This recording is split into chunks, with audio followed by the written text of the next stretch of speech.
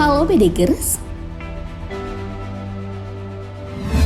Selama masa demokrasi terpimpin hingga rezim Orde Baru, kedudukan Polri bersatu dengan TNI.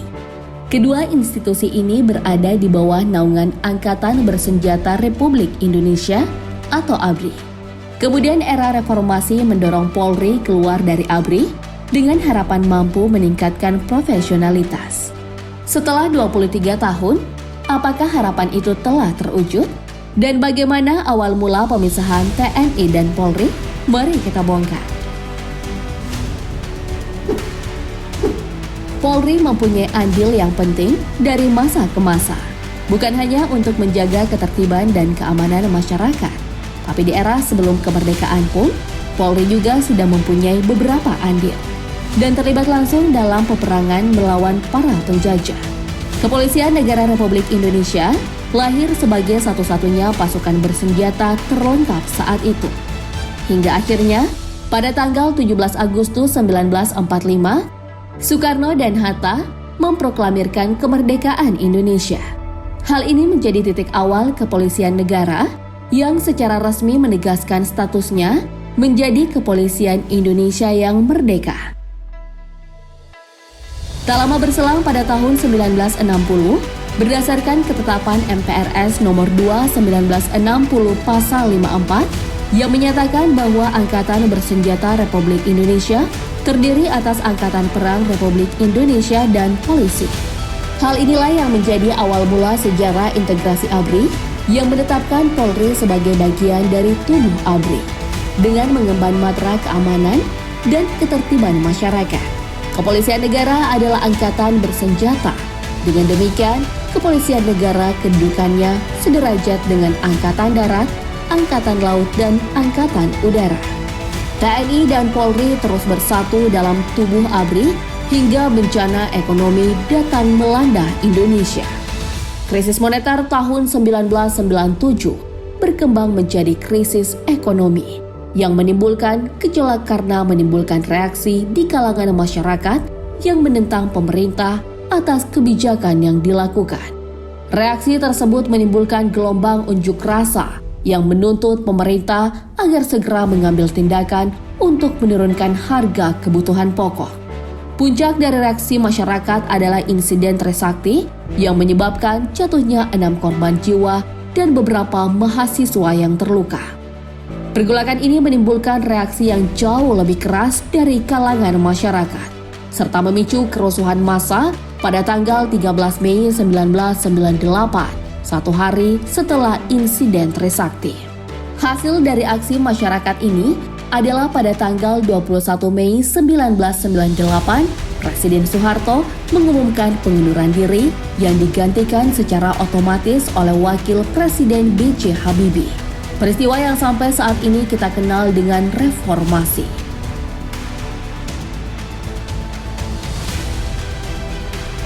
Dengan bergulirnya era reformasi di Indonesia, memunculkan maraknya tuntutan masyarakat agar Polri memisahkan diri dari ABRI dengan harapan agar Polri menjadi lembaga yang profesional dan mandiri, jauh dari intervensi dalam rangka penegakan hukum.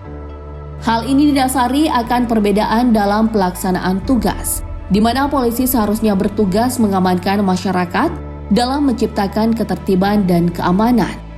Sedangkan tugas militer adalah mengamankan negara dari ancaman musuh atau dapat dikatakan sebagai alat untuk bertempur. Lalu pada perayaan HUT ABRI tanggal 5 Oktober 1998, Habibie dalam amanatnya menyinggung soal pemisahan tersebut. Maksudnya adalah agar polisi lebih profesional sebagai penegak hukum. Sementara Menteri Pertahanan dan Keamanan merangkap Panglima ABRI saat itu, Jenderal Wiranto, menjelaskan bahwa pemisahan Polri dan ABRI akan dilakukan secara bertahap. Berbulan-bulan kemudian, tepatnya pada tanggal 1 April 1999. Presiden Habibie mengeluarkan instruksi Presiden Republik Indonesia nomor 2 tahun 1999 tentang langkah-langkah kebijakan dalam rangka pemisahan Polri dan ABRI.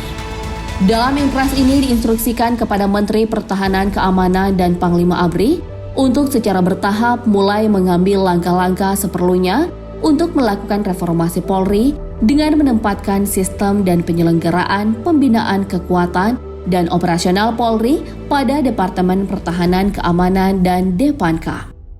Langkah awal yang kemudian dilaksanakan adalah diadakannya serah terima di Markas Besar ABRI di Cilangkap.